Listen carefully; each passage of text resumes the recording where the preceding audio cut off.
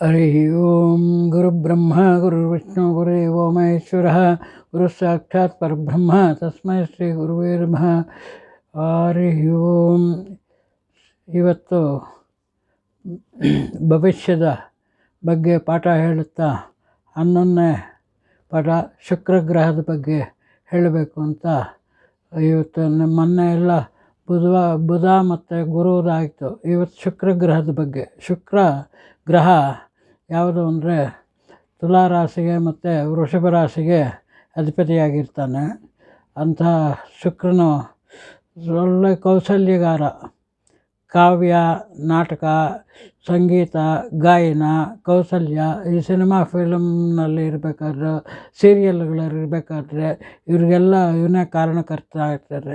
ಅಭಿರುಚಿ ಇರುತ್ತೆ. ಸ್ವೀಟು ತಿಂದರೆ ಐಷಾರಾಮ್ ಜೀವನ ಮಾಡಬೇಕು, ಮನೆ ಕಟ್ಟಬೇಕು, ಮನೆ ಸೌಕರ್ಯವಾಗಿರಬೇಕು, ಸುಖ ಬೀಳಬೇಕು ಅಂಥದ್ದಕ್ಕೆಲ್ಲ ಈ ಶುಕ್ರ ಅಧಿಪತಿ. ಎರಡನೇದು ವಿವಾಹ ಯೋಗಕ್ಕೆ ಸಪ್ತಮಾಧಿಪತಿ ಹಾಗೆ, ಅಥವಾ ಶುಕ್ರ ಗ್ರಹ ಸಪ್ತಮಾಧಿಪತಿ ಸೇರಿ ಬರಬೇಕು ಅಂತ.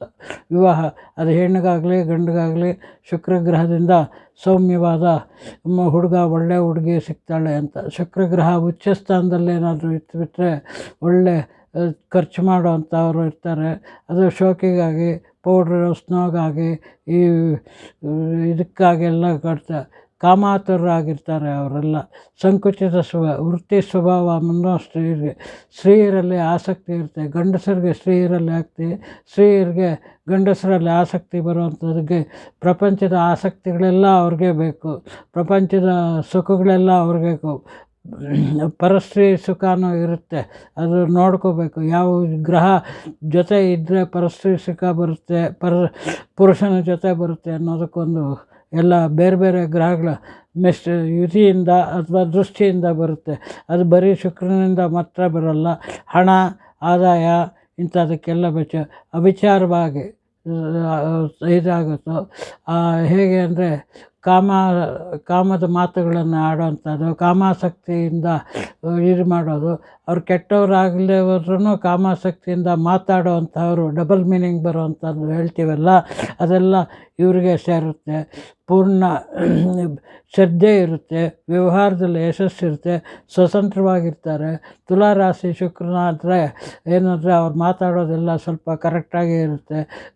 ವ್ಯಾವಹಾರಿಕವಾಗಿ ನ್ಯಾಯ ರೀತಿಯಾಗಿ ಮಾತಾಡ್ತವ್ರು ಇರ್ತಾರೆ. ಇಂಥ ಇದ್ರಾಗ ವಿಶೇಷವಾಗಿ ಪದಾರ್ಥ ಸಂಗ್ರಹದಲ್ಲಿ ತುಂಬ ಅನುಕೂಲವಾಗಿರ್ತಾರೆ. ಏನು ಬೇಕಾದರೂ ಕೊಂಡ್ಕೊಳ್ಳೋದು, ಯೂಸ್ ಆಗಲಿ ಯೂಸ್ ಆಗದೆ ಹೋಗಲಿ ಕೊಂಡ್ಕೋಬೇಕು, ತಿರುಗಿ ಅದನ್ನು ಬಿಸಾಕಬೇಕು, ತಿರುಗಿ ಬೇರೆದನ್ನು ಖರ್ಚು ಮಾಡಬೇಕು. ಇದು ಖರ್ಚು ಮಾಡೋದೇ ಒಂದು ಇದು. ಧನಾಧಿಪತಿ ಜೊತೆಗೆ ಏನಾದರೂ ಸೇರಿಬಿಟ್ರೆ ಧ್ವಂಸ ಮಾಡಿಬಿಡ್ತಾರೆ. ದುಡ್ಡು ಗಿಡ್ಡು ಎಲ್ಲ ಬಂದು ಇಂಥದ್ದೆಲ್ಲ ತೊಂದರೆ ಕೊಟ್ಟು ಕಡೆಗೆ ಸುಖಕಾರನು ಅವನು. ಏನೇ ಇದೆ ದೈತ್ಯಗುರು ಅಲ್ವಾ, ದೈತ್ಯಗುರು. ಕುಡಿಯೋದು ಗಿಡಿಯೋದೆಲ್ಲ ಸ್ವಲ್ಪ ಅಭ್ಯಾಸಗಳಿರುತ್ತೆ. ಅದೇ ಇವಾಗ ಹೆಂಗಸರಿಗೆ ಕುಡಿಯೋದು ಅಭ್ಯಾಸ ಕೆಲವ್ರಿಗಿದ್ರೂ ಇರ್ಬೋದು. ಆದರೆ ಮಾದಕ ಪದಾರ್ಥಗಳು ತಿನ್ನೋದಕ್ಕಾಗಲಿ ಕುಡಿಯೋದಕ್ಕಾಗಲಿ ಇರುತ್ತಲ್ಲ, ಅದಕ್ಕೆಲ್ಲ ಅಧಿಪತಿ ಇವನೇ ಆಗಿರ್ತಾನೆ. ಕುಜನ ಜೊತೆ ಸೇರಿದರೆ ಹೆಚ್ಚು ಮಾದಕ ಪದಾರ್ಥಗಳು.